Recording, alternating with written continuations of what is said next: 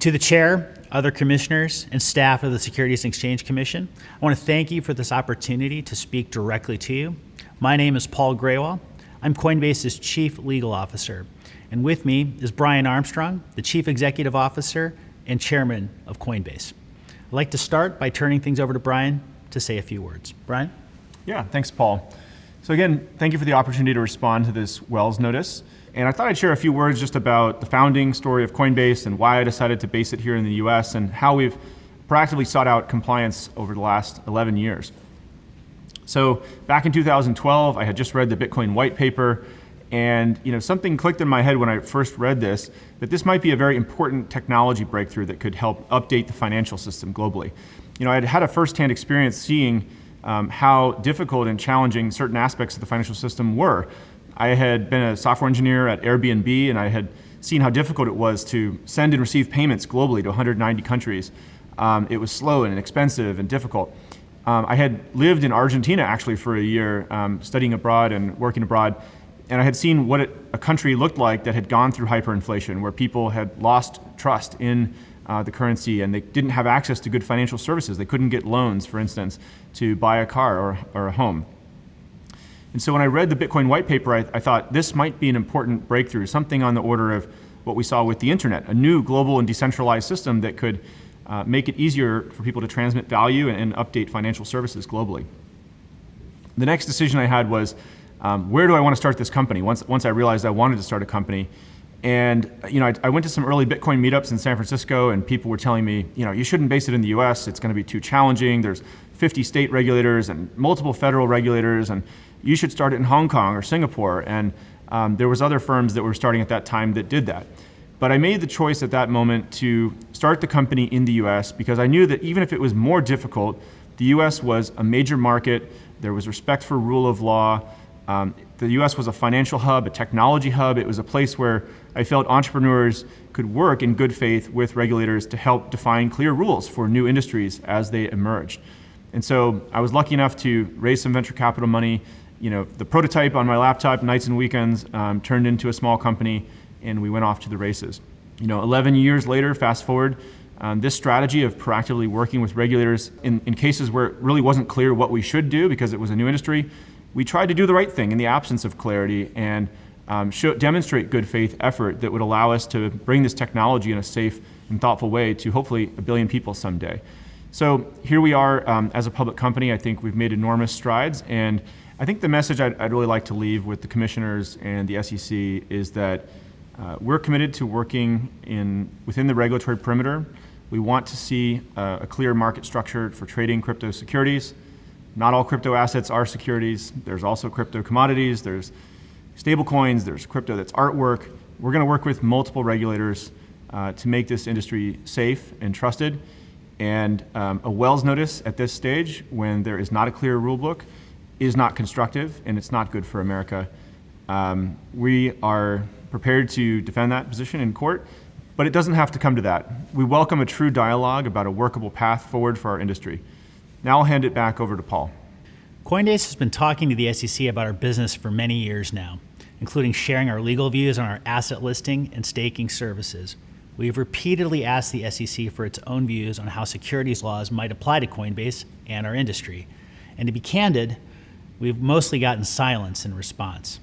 But we were very proud when 2 years ago, in April 2021, the SEC declared effective Coinbase's registration statement, allowing Coinbase shares to be sold to millions of retail investors. That moment came after months and months of review by the SEC. The SEC asked a lot of questions about our business and our services, which looks very much like the business we have today. And we answered those questions in detail. That included questions about our asset listing, our staking service, Coinbase Wallet, and all of the legal analysis we'd done related to those products. We understand that new technology can pose challenges for regulators.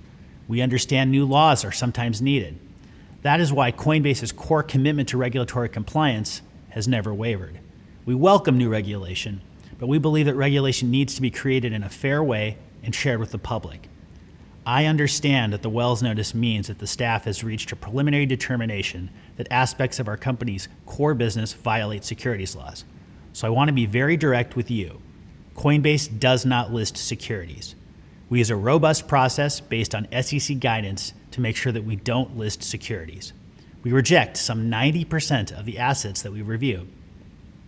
It might be better for our short-term business to be less conservative than we are, but that is not who we want to be as a company. That's why, as proud as we were when we became a U.S. public company just 2 years ago, we were just as disappointed to receive the Wells notice from the SEC a few weeks ago. In the past 2 years, Coinbase's business really has not changed in any fundamental way. We remain just as committed to following the rules and engaging collaboratively with the SEC on the best way to regulate our industry. But we ask that those rules do not change midstream and without any notice to the industry. As Brian said, Coinbase's approach to regulation hasn't changed. The law itself has not changed either, even though we would welcome legislation or rulemaking for our industry. So what has changed? When Coinbase became a public company, the view of the SEC appeared to be that the SEC lacked statutory authority to regulate businesses like Coinbase. In May 2021, just 1 month after we became a public company, that's what Chair Gensler testified to Congress. He said, quote, "The exchanges trading in these crypto assets do not have a regulatory framework either at the SEC or our sister agency, the CFTC." And the very next day, he said that the SEC would work with Congress to develop such a framework. Specifically, he said, the SEC will be working with Congress if they see fit to try to bring some protection. The Wells notice we received appears to say the opposite just 2 years later, as the SEC staff contends that significant aspects of Coinbase's businesses are now subject to and violate federal securities laws. This new view doesn't come from any change in Coinbase's business since becoming a public company 2 years ago. Coinbase is at its core the very same company today that we were on April 14th, 2021. Nor does this new view come from the SEC staff's discovery of something that Coinbase concealed or misrepresented in our extensive engagement with the SEC, including during the registration process. Absolutely nothing like that has been suggested. So what accounts for this change? In December 2022, following the collapse of FTX, a digital asset trading platform that is entirely dissimilar to Coinbase, the SEC appears to have adopted a new view. That month, Chair Gensler said in an interview, "I feel that we have enough authority, I really do, in this space to regulate crypto companies." Of course, in the time between this statement and the prior ones, Congress did not pass any new legislation to fill the statutory void that Chair Gensler previously acknowledged, and the SEC has not tried to fill the void itself through rulemaking, even though the industry and Coinbase specifically have repeatedly and formally requested that the SEC do so. To be candid, this is pretty startling for Coinbase as a compliant U.S. public company to watch unfold. And it is all the more startling given the different views expressed by other regulators. The CFTC has recently formally identified Bitcoin, Ethereum, Litecoin, and USDC and other stablecoins as commodities, not securities. When the Department of Justice charged a former Coinbase employee for improperly front-running asset listing decisions, it declined to bring any securities-related charges. Meanwhile, Coinbase is regulated.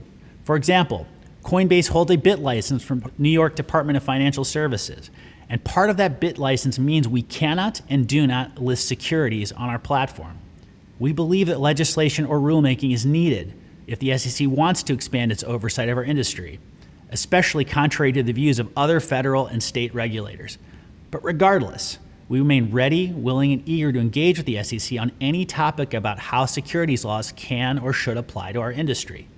Just last summer, the SEC asked Coinbase to develop a proposal for crypto companies to register with the SEC if, and that's an important if, they want to list securities. Coinbase does not list securities today, but we would like to do so using an SEC-registered platform. And we certainly would like to get rid of the cloud now hanging over our industry, given the SEC's new view of its jurisdiction over our industry. But it's not clear how that view applies in practice to specific products and services. So we said absolutely yes to the SEC's request to work on a framework for crypto companies to register.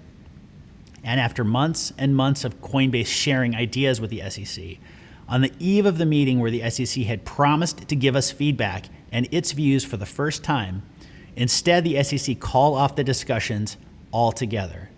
A few weeks later, after just 2 cursory depositions, we got a broad yet fundamentally vague Wells notice. We still do not know exactly what it is that we do that is of concern to the SEC. Ultimately, as Chair Gensler told Congress less than 2 years ago today, no law or regulation authorizes the SEC to charge Coinbase for the alleged violations in the Wells notice. No law at all. So we are on the brink of a fight that doesn't need to happen and frankly shouldn't happen, at a time when we could be working together to provide clarity and stability to an important new industry for consumers and investors, not to mention the U.S. economy as a whole. We are instead gearing up for litigation. Coinbase does not want to litigate against the SEC, and the SEC should not want to litigate this case either. Litigation will put the SEC's own actions on trial, erode public trust in the SEC's mission, undermine any incentive for market participants to engage with the SEC, and put at risk broad aspects of the SEC's enforcement program. So we're asking you directly not to waste the SEC's limited and important resources on unnecessary litigation that will only harm the very investors that the SEC is mission-bound to protect. The SEC has other productive options available to it. If the SEC believes that certain digital assets are securities, or certain parts of Coinbase's business should be registered, Coinbase continues to welcome that dialogue. But at a minimum, those assets need to be identified. We know that Chair Gensler has said that he believes most digital assets are securities. But even if that were true, Coinbase does not list most assets. We reject more than 90% of the assets considered for listing, and there are mountains more that we don't consider at all. The better path here is for the SEC to initiate rulemaking, or at least respond to Coinbase's pending petition for rulemaking. If the SEC believes that Coinbase should set up a registered securities trading platform for certain parts of its business, Coinbase is open to that discussion too. But it must be rooted in a fair and proper application of securities laws, and there must be an actual path to register, which does not exist today. Coinbase will defend itself vigorously in litigation if it comes to that, but it does not have to come to that. We will show up at your offices any day, any time, to discuss a workable path forward for our industry. But we won't find that path without true dialogue. I'd like to again thank the chair, commissioners, and staff of the SEC for your time and careful consideration of these important issues. And with that, I'd like to turn things back over to Brian for a final word. Thanks, Paul. So I'll just end with a closing thought here, which is that Coinbase has always been committed to being built in the U.S. within the regulatory perimeter. We've proactively sought out regulation, and we're committed to working with regulators all over the world. A Wells notice to the company at this stage is not constructive, and it's not in America's interests. There are many aspects of the current rules which really are not clear for operating a crypto business in the U.S. Our petition to the SEC made those points, and I think it deserves a thoughtful and clear response and dialogue with the industry. So we would like to continue to work with you to make a regulated market for crypto securities to be traded in the U.S. I think our interests are aligned in doing that, and we hope that that's the path that we can go down versus a path of litigation and enforcement. Thank you.